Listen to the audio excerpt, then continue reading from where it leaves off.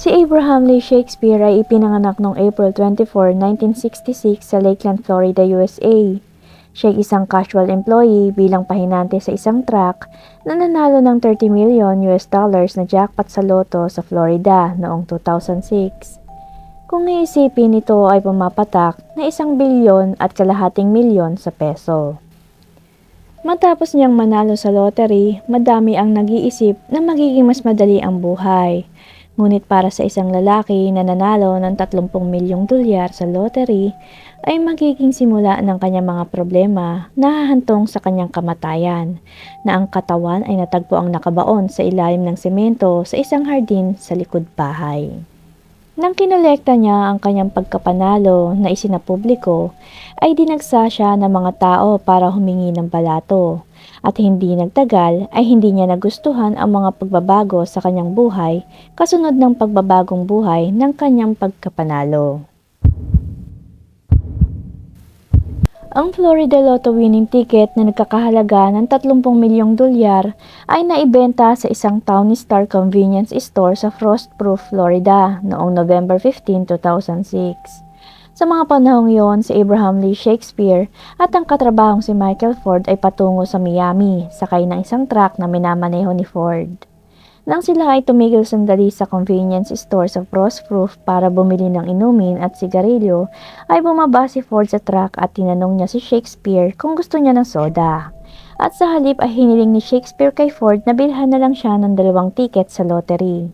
Sinabi ni Shakespeare na binayaran niya si Ford ng $2 para sa mga tiket mula sa $5 na meron siya sa kanyang bulsa noong araw na yon. Di naglaon ay nanalo ang lottery ticket na hawak ni Shakespeare. Kalaunan ay nilapitan ni Ford si Shakespeare na humihingi ng balatong $1 milyong para sa jackpot prize na nakuha ni Shakespeare. Ngunit tinanggihan siya nito dahil masyadong malaki ang hinihingi niya. Dahil doon ay idinimanda ni Ford si Shakespeare na sinasabing di umano ay ninakaw daw ni Shakespeare ang mga lottery ticket sa wallet niya. Ang mga hurado ay hindi naniwala sa ninakaw na kwento ng lotto ticket ni Ford at si Shakespeare ay pinanigan sa lahat ng korte.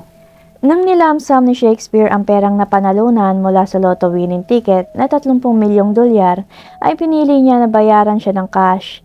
Pagsapit ng January ng 2007 ay bumili si Shakespeare ng isang bagong bahay sa isang gated na komunidad sa North Lakeland na nagkakahalaga ng $1.1 million. At bukod sa $1 milyong bahay, ang kanyang iba pang pangunahing binili ay isang Nissan Altima na sasakyan at isang Rolex na relo mula sa isang pawn shop. Ang ilan sa mga kaibigan ni Shakespeare ay nagsabi na nadidismaya siya at nalulungkot sa tila patuloy na paghingi ng pera mula sa mga tambay at estranghero. Sinabi niya sa kanyang kapatid na lalaki na si Robert Brown na di umano ay mas mabuting hindi na lang siya nanalo. Sinabi niya yun sa kapatid bago matagpuan ang kanyang bangkay. Nang manalo siya ng jackpot, siya ay nakatira kasama ang kanyang ina sa rural plant town sa silangan ng Tampa.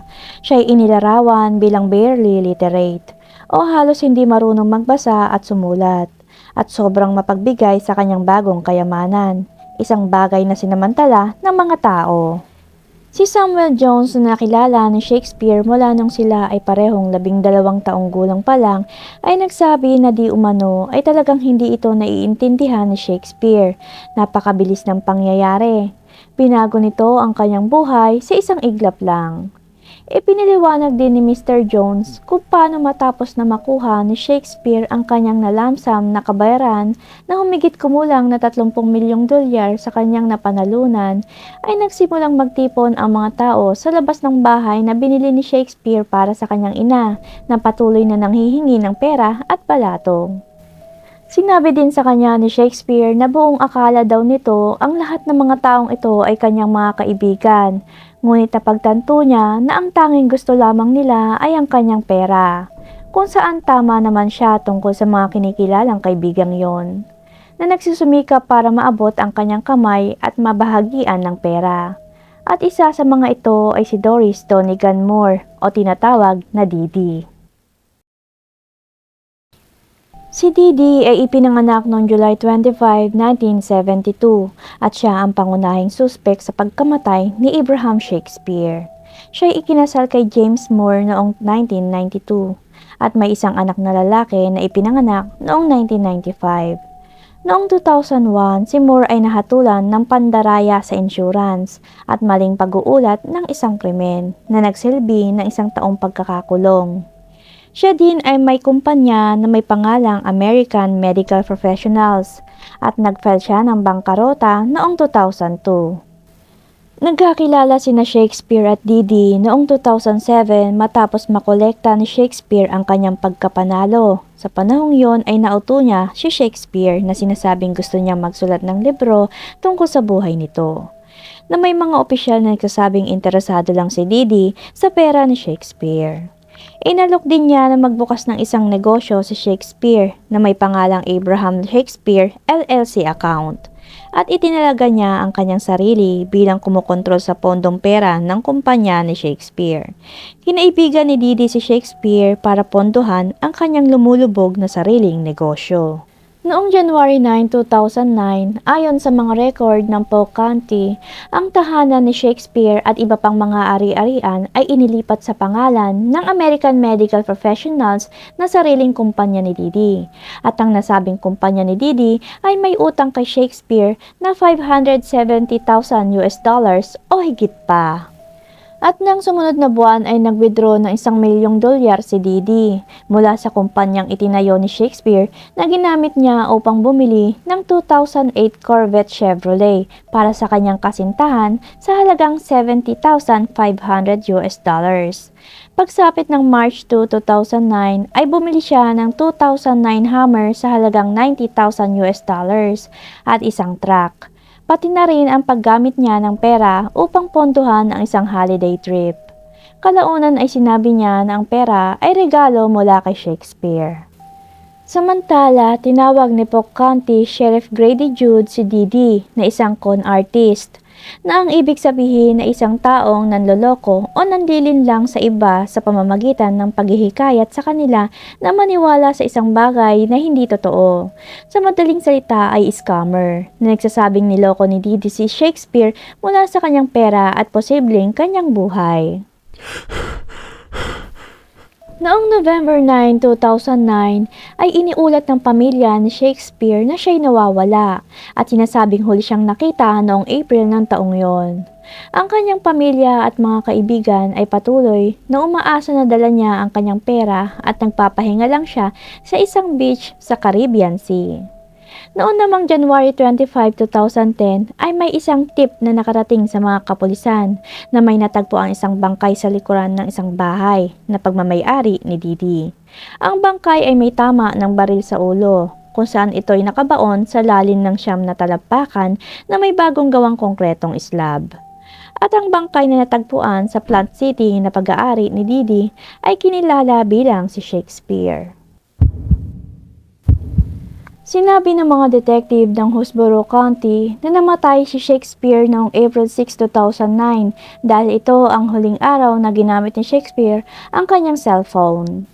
At bago natagpuan ng mga pulis ang bangkay ni Shakespeare, sinabi ni Didi sa isang pahayagan sa Lakeland Ledger na nagpasya si Shakespeare na umalis sa bayan at pumunta sa Texas, Jamaica, Puerto Rico, Orlando, Florida o may sakit at nakakonfine sa isang hospital. Sinabi din ni Didi na pagod na si Shakespeare sa mga taong humihingi sa kanya ng pera, kaya tinulungan niya itong umalis sa bayan. At nang maglaon ay sinubukan din niyang ipakita na buhay si Shakespeare sa loob ng ilang buwan dahil pagkatapos ng pagkawala ni Shakespeare, si Didi na tumira sa bahay ni Shakespeare ay patuloy na ginamit ang cellphone nito at nagpapadala ng mga text message sa kanyang mga kaibigan at kamag-anak na nagpapanggap na siya si Shakespeare. Ngunit iniisip ng mga nakatanggap ng mensahe na mukhang may mali at naghihinala sila dahil si Shakespeare ay may problema sa pagbabasa, kaya puro call lang ang ginagawa nito. Nang sinubukan ng mga tao na i-text ang cellphone ni Shakespeare na may tinanong na importanteng bagay ay hindi masagot ni Didi, hindi siya nag-reply. Sa mga oras na sinisikap ni Didi na ipakita na parang buhay si Shakespeare ay inalok niya ang ina ng anak ni Shakespeare ng $200,000 na bahay kung magsisinungaling siya sa mga detective at sasabihin sa kanila na nakita niya si Shakespeare kamakailan.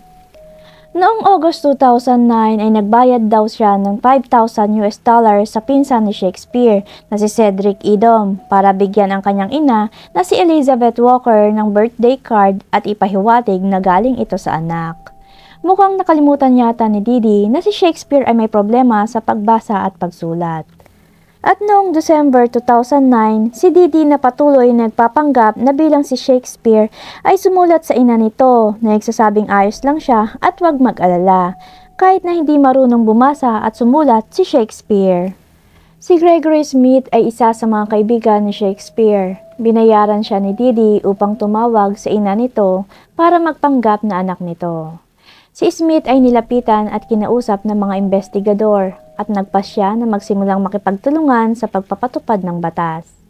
At pagsapit ng January 2010 ay muling nakipag-usap si Didi kay Gregory Smith at tinanong siya kung may kakilala siyang nagtatrabaho bilang law enforcement na handang umamin at umako na sila ang may pananagutan sa pagpatay kay Shakespeare na may kinalaman sa droga. In short, palalabasin niyang natokhang si Shakespeare dahil sa droga. Si Official Mike Smith ng Lake Wales, Florida Police Department ay nagtatrabaho bilang undercover ay ipinakilala kay Didi ni Gregory Smith. Sumang-ayon si Didi na bayaran si Mike ng $50,000 kung aangkinin niya ang responsibilidad sa pagkamatay ni Shakespeare. Sumang-ayon si Mike ngunit sinabi niya kay Didi na kailangan niyang malaman kung saan inilibing si Shakespeare. At noong ang January 25, 2010 ay ipinakita ni Didi kay Mike ang konkretong slab kung saan inilibing si Shakespeare. Ibinigay din ni Didi kay Police Mike ang .38 revolver na barel na ginamit niya upang patayin si Shakespeare. At lingid sa kaalaman ni Didi ay noong mga araw na yon ay nakatimbre na siya sa mga kapulisan. At matapos na matagpuan ng pulisya ang katawan ni Shakespeare na nakabaon sa likod ng bahay ni Didi, ay dinala ng pulisya si Didi sa kanilang kustodiya. Sa isang interogasyon ng sumunod na buwan, ay sinabi ni Didi sa pulisya ang iba't ibang klase ng bersyon ng nangyari kay Shakespeare. Sinisi din niya ang mga nagbebenta ng droga. Sa panayam ng pulisya na isinagawa kay Didi, ay sinisikap ng mga detective na alamin kung paano inangkin ni Didi ang mga ari-arian ni Shakespeare. Sinabi ni Didi na binayaran niya si Shakespeare ng cash. Sinasabing binayaran niya si Shakespeare ng $655,000 para sa kanyang tahanan bago ito umalis. At nagbayad din daw siya ng $185,000 para sa mga hindi pa nababayarang pautang sa iba. Ngunit ang halaga ng pautang ay higit pa sa sinasabing naibayad niya. Gayunpaman ay wala siyang maipakitang ebidensya na binayaran niya si Shakespeare ng kahit ano. Sinabi din ni Didi na ang dahilan kung bakit tinanggal si Shakespeare sa Abraham Shakespeare LLC account na negosyong binuksan nito ay dahil daw ayaw nitong magbayad ng buwis. Ngunit hindi rin siya makapagbigay ng dahilan kung bakit ang humigit kumulang $1,000,000 na ginamit sa pagbukas ng account ay na-withdraw ilang araw pagkatapos alisin ang pangalan ni Shakespeare. Kasunod nun ang pagkawala ni Shakespeare. Kasunod ng pakikipanayam ng mga pulis kay Didi, ay sinabi niya na ang dahilan kung bakit ang ilan sa mga asset ni Shakespeare ay napunta sa account ng negosyo ni Didi na American Medical Associates ay dahil daw ayaw magbayad ni Shakespeare ng suporta sa anak nito. At sa patuloy na pag-iimbestiga kay Didi, ay nalaman ng mga kapulisan na minsan na siyang nakagawa ng eksena bago sila nagkakilala ni Shakespeare.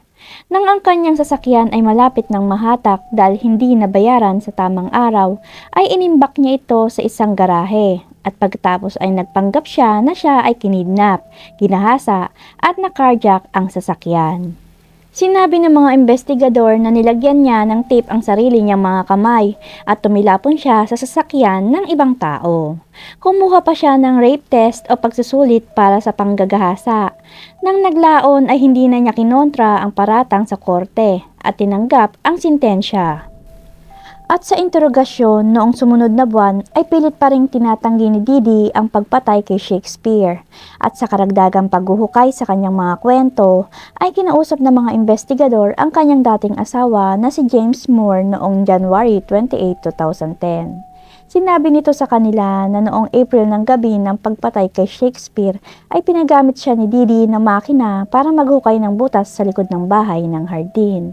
Sinabi ni Didi sa kanya na kailangan niya ang butas para maibaon ang mga konkreto at basura. At pagkatapos niyang maghukay ng butas ay pinababalik siya para tabunan ng lupa pagkatapos ng paglubog ng araw. Sa madaling salita, ito ay sa oras ng gabi. Sinabi niya na wala siyang ideya na may bangkay na sa butas ng kanyang hinukay nang siya ay bumalik at hindi niya makita kung ano ang nasa loob nito dahil madilim at natukoy ng mga otoridad na siya ay hindi sangkot sa pagpatay. Bumalik ang mga otoridad kay Didi na ang mga kwento ay nagsimulang magkawatak-watak at noong December 10, 2012, si Didi ay napatunayang nagkasala at nahatulan ng prosecutor ng first-degree murder para sa kasong pagpatay kay Abraham Lee Shakespeare. Sinintensahan siya ng habang buhay na pagkakakulong na walang posibilidad na parol, na may karagdagang minimum na sintensya na 25 years para sa pagbitbit niya ng barel sa pagiging isang marahas na kriminal. Ipinag-utos din ng hukom na hubaran ang babaeng hinatulan ng pagpatay kay Shakespeare. Ang isang mamahaling bahay at iba pang mga ari-arian ay dapat na ibalik sa pangalan ng pinasnang na Lakeland Lottery winner na si Abraham Shakespeare. Nagtatanong din ang mga tao kung sino ang nagmana ng natitirang pera ni Abraham Shakespeare. Sa huling bahagi ng January 2010, ang pulis na nag-iimbestiga sa pagkawala ni Shakespeare ay nagsabi sa press na ang perang napanalunan sa loto ni Shakespeare ay ubos na. Dahil sa oras ng kanyang kamatayan ay halos na ipamigay na niya ang karamihan sa kanyang mga napanalunan. Mabuti na lang ang $1 milyong na trust fund ay naiset up na niya para sa anak bago siya nawala na si Moses Shakespeare.